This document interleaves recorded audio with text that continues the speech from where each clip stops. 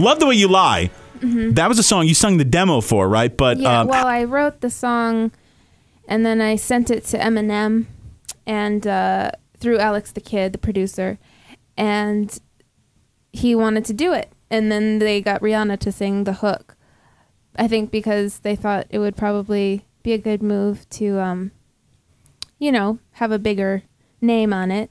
But then M fought to keep me on I Need a Doctor. So I heard a rumor at one point that Britney Spears was offered Love the Way You Lie. Was that ever? No, that's absolutely really not true. I've been reporting that on the radio for months. No, that's a actually, complete lie. I think that she said something publicly like, I want a song like Love the Way You Lie. Oh, okay. But she never was. So does that mean you're going to write for Britney Spears at some point? Who knows? You never know. Anything's possible? Anything's possible. So did you actually work with Rihanna in the studio, or how does that work? No. I'm interested in like the process, because was she like in a different studio at the whole time? You just sent her? We were actually in different countries. Wow. She was okay. in, I don't even know where, but another country when she recorded those vocals. I'd never met M either, and he did the song. So I actually didn't even meet Rihanna until the Grammys, and when we performed together. But M actually invited me to come to Detroit and work on Detox with Dr. Dre and with Alex the Kid just soon after Love the Way You Lie kind of hit. So I got to work with him in the studio, but not on that song. What was he like? Amazing. I mean, he's like one of the best artists, I think, in the world. He's so incredibly talented and creative and smart. I read something about the fact that he, in the creative process, would like lock himself in a room for 2 hours, come out with a song. Yeah, that's what he does. For real? That's how it happens? Well, I mean, I presented the song. Okay, so Alex and I brought the beat and the hook for I Need a Doctor. Showed Dre and M the song, and they really loved it. And then basically Alex and I just hung out in the lounge in the studio. And he was back in the room like working for a few hours, and then said, okay, I'm done. And we came in and listened to it, and I was just brought to tears.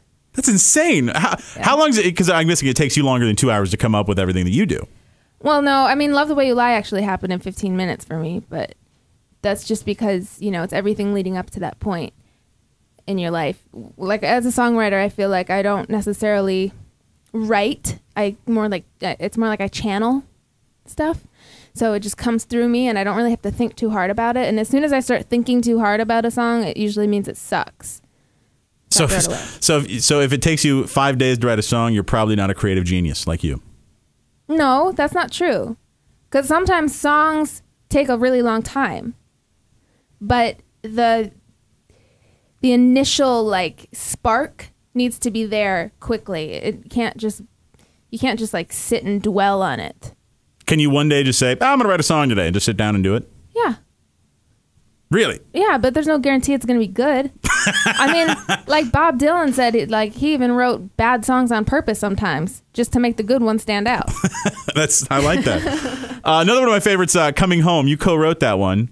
Yes, I wrote it was the same scenario. Diddy actually came to Alex and I and asked for a song to resurrect his music career.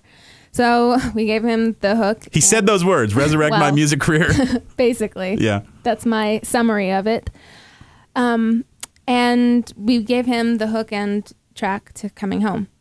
And you guys to perform that on American Idol. Mm-hmm. How was that? It was cool. I like performing at the Grammys better. But really? Okay, yeah. all right. So it doesn't rank right up there? Did you get to meet? It was cool. It was totally cool. Did you get to hang with Ryan Seacrest and everything and experience his witty puns? No, I didn't hang with Ryan that day, but I just recently was at Ryan Seacrest's studio. He played my first single, Invisible. He premiered it for me. So that was pretty cool. So how does a girl, you're from Wisconsin, right, originally? Is that true? Yep. How does a girl from Wisconsin get to this point? I'm from Iowa, so I know it. Like in the Midwest, it feels like you're just in the middle of all this, and like, you know, you're exposed to it all from both coasts. But like, how do you ever get in?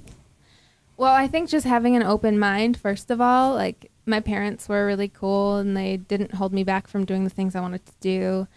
And so I always had really big dreams, and they never told me I couldn't, you know. So I basically just my whole life followed my dreams. And from the time I was 6, I started performing.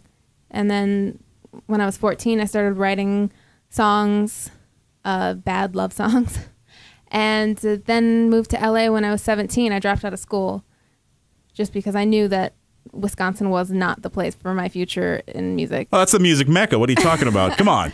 Maybe a little jazz. There was some cool jazz in Madison, but yeah, so I moved to LA, got signed by Warner Brothers at first, and put out a song actually called Where'd You Go, which you might remember. Yeah, Fort Minor. Fort Minor. Right. That was in 2006, and then put out a record of my own, and then everything crumbled. My whole life fell apart.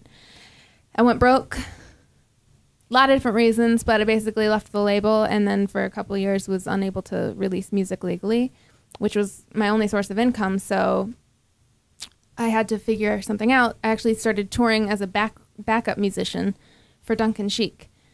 And also, in between, because that, you know, his tours are very sporadic, so it still wasn't enough money. So in between that, I tried some odd jobs, like working at Barnes & Noble selling music and teaching gymnastics and editing porn. Whoa, whoa, whoa. What? Hold on. Yeah. I was about to stop at gymnastics, and then you went one further. I was like, hold on, what?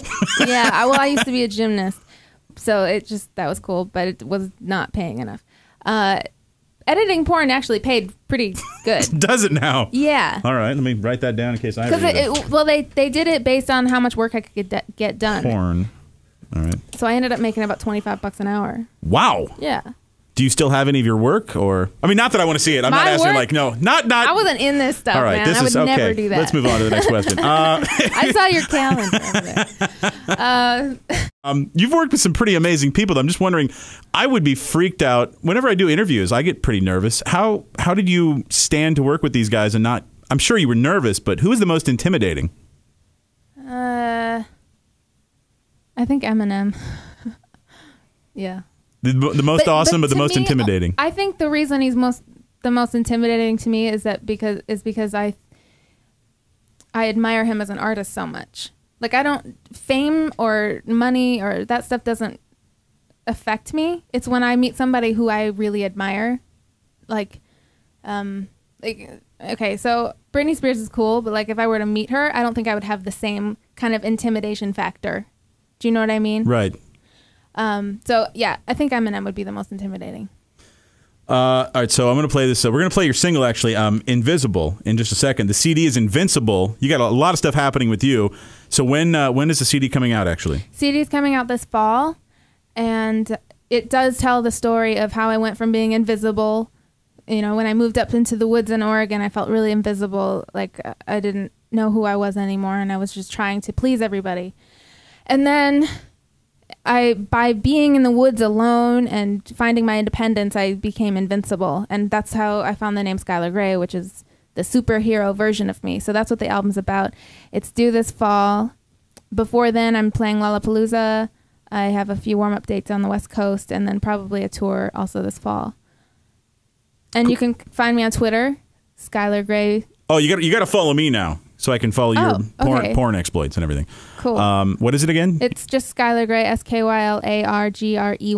Cool. SkylarGreyMusic.com, Facebook. I'm all there.